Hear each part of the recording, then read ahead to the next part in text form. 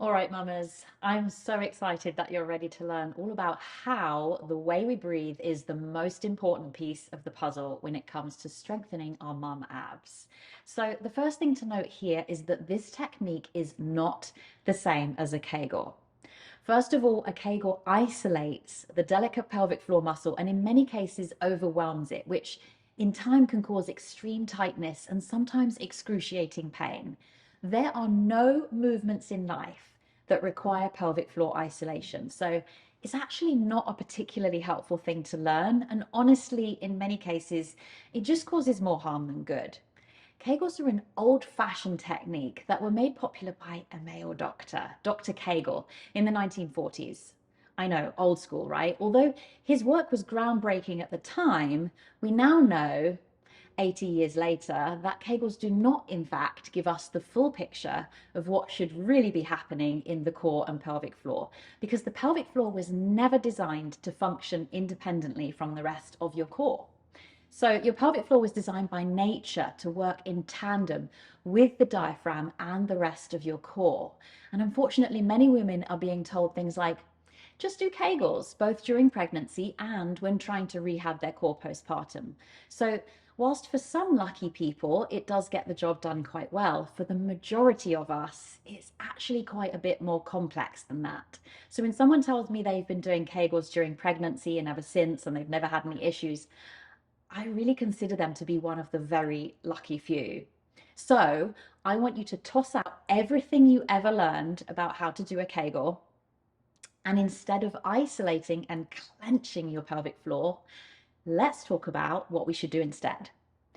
I want to teach you about the breath and how it relates so imperatively to the function of your pelvic floor. Now, think about your core as having different layers. Now, the pelvic floor is the deepest layer of your core, and it is so important for the pelvic floor to be working correctly so that the entire core unit can function efficiently. The pelvic floor is a group of teeny tiny delicate muscles, ligaments, and connective tissues that attach to the inside of your pelvis and sit almost like a baby hammock, supporting your uterus and other internal organs. Now, stay with me here because this is about to get good. Now, if the pelvic floor is the baby hammock, then the diaphragm is the mummy hammock that attaches to the bottom of your rib cage and expands and contracts as you inhale and exhale. Now, these two muscles are meant to move together, which is why the breathing and the pelvic floor technique I teach incorporates both, rather than just using the pelvic floor, for example, when you do Kegels. Now, the pelvic floor and the diaphragm should be mirroring each other and moving in tandem with each other. When they aren't mirroring each other, something goes awry, and pelvic floor dysfunction will almost certainly arise. Now, pelvic floor dysfunction, or PFD, is an umbrella term that has all sorts of symptoms. The most common symptom is leaking when you laugh or sneeze, and I think we all know a little bit about that. And other symptoms include diastasis, hernias, prolapse, low back pain, painful sex, hypertonic pelvic floor, frequent urination, pain when using tampons, constipation, mummy tummy, and so much more. So we need to start literally training the diaphragm, this big breathing muscle at the base of your rib cage, to connect with the pelvic floor so that when we breathe, they are moving as one. So as you take your exhale, the diaphragm will lift. We also want at that point the pelvic floor to lift. And then as you take your inhale, the diaphragm pushes down, and we also want the pelvic floor to stretch downwards at the same time. So many of us breathe too shallow into our lungs and into our chest and essentially bypass the pelvic floor altogether. Or you might be used to the belly breathing that we do in yoga, which is not wrong for the purposes of yoga, but that air must go somewhere. And if it's coming forward into your belly, we are missing the opportunity to stretch the pelvic floor with each inhale. Now, we need stretching and strengthening in order for the pelvic floor to function efficiently.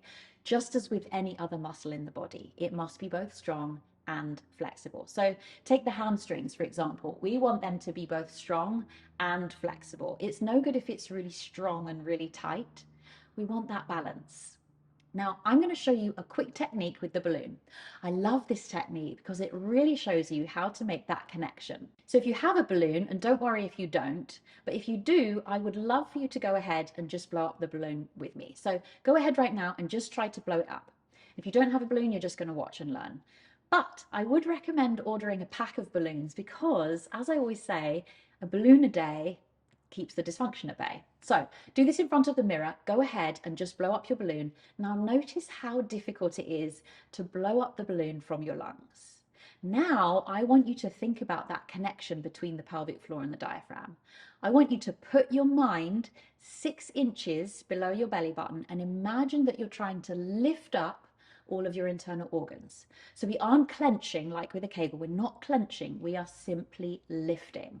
That's your pelvic floor lifting. Now keep that lift and imagine one of those old Victorian corsets that tie at the back, and imagine someone is tying it really tightly around you. That's your transverse abdominals or your wraparound abs that are also going to come into play here. So as you take your exhale and blow into the balloon, think about lifting, wrapping, pushing all of the air into the balloon. Some people say pull the belly button in and up, but it's actually a little bit lower down than that. So as you blow up the balloon, that's what we're going to do. And then I want you to just pinch the balloon, take your inhale through your nose, but don't release your core. Exhale again 3 times into the balloon. And then after our 3 times blowing into the balloon, we'll release it and relax the pelvic floor. We're going to do that 3 times. Okay, are you ready? Let's go. So inhale to prepare, exhale, lift your pelvic floor.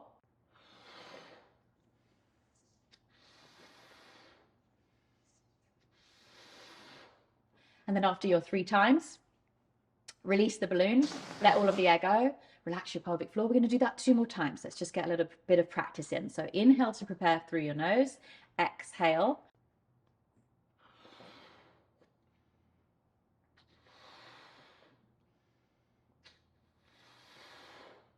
Good, release it, let all the air go, shake out your hips. 1 more time, okay? Inhale through your nose.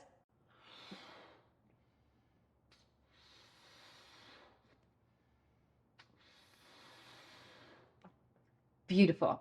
There we go. Okay, release it. Now notice the difference between just blowing it up through your lungs and then really lifting and wrapping. So you might find that your core shakes a little bit as you isolate your core. That's perfect. Don't fight the shake, embrace it, but also don't worry if that doesn't happen to begin with. The stronger you get, the more you'll be able to isolate both the pelvic floor and the transverse abdominals. So as you do this exercise, and feel free to do it several times over, a few things to note. Make sure you aren't squeezing your glutes, and also make sure you aren't rounding your shoulders. Everything should be relaxed. It's the core that should be doing the work. So we're not trying to recruit other muscles to compensate. Side note, many people ask me why they feel this in their back and or why it feels a bit like those back period cramps the next day. So I feel it's worth mentioning that the transverse abdominals run from the base of your ribs all the way down to your pubic symphysis, and from your linea alba all the way around to your back and attach either side of your spine. So what you're feeling in your back is actually your transverse abdominals strengthening. It's all connected. So as you're moving through an exercise and you take your exhale, the diaphragm lifts, we want to also think about lifting the pelvic floor. And then as you take your inhale, you want to try and keep at least 50% of that abdominal tone. So we're not breathing into your belly. And as you take your inhale, the diaphragm will move down and we'll get that little stretch of the pelvic floor, so long as we're not breathing into the belly. So when we're moving with the breath, we want that balance of the pelvic floor and the diaphragm moving up and down together, which is why we want to keep that tone in the core as we inhale and exhale, right? So we're not coming forward into the belly. And then when we're finished with that particular set of movements, that's when we take our full release. We can shake it, we can let go, we can relax the pelvic floor. So we're not going to be walking around all the time holding our abs tight. You wouldn't do that with any other muscle in the body because you'll end up with another kind of dysfunction. It will be too tight or too imbalanced. When we do our exercises, no matter what exercises they are, we want to be utilizing the diaphragm and the pelvic floor correctly. So try doing this every day. It's a really great habit to get into. Now, if you're pregnant, you can and should do this during pregnancy. If you're less than 20 weeks, you're going to do this exactly the same. Beyond 20 weeks of pregnancy, you're only going to go to your level 2, which I'll explain in the next video. So you'll do an extra set of your level 2, and then when we're doing our hard holds and pulses, you'll go to 70% effort instead of 100. Now, the problem is that this knowledge of how to correctly use the pelvic floor with the rest of the core is not common knowledge, or at least definitely not as common as it should be. It seems many women are being tripped up by the word Kegel and just thinking that that's all that is required of the pelvic floor. So, for example, doing Kegels every day, but still experiencing leaking and therefore thinking that leaking must just be normal, when in actual fact, if the pelvic floor was being trained correctly, more than likely there would be no more leaking. So I hope this has been helpful in explaining the connection between the breath and the pelvic floor. And then don't forget that there's a separate video with our actual pelvic floor training, so make sure you do that one as well. I'm going to show you how to use this technique with a bunch of different exercises that we're going to do, which is also a really helpful thing to do daily. So just once a day. It's not necessary to do it more than once a day because we don't want to be overtraining this delicate muscle. We just do it once a day and then we're done. If you like this video and you want more postpartum tips like this one, don't forget to like and subscribe so that YouTube will show you more videos like this one. All right, I'll see you in the training. Link is below.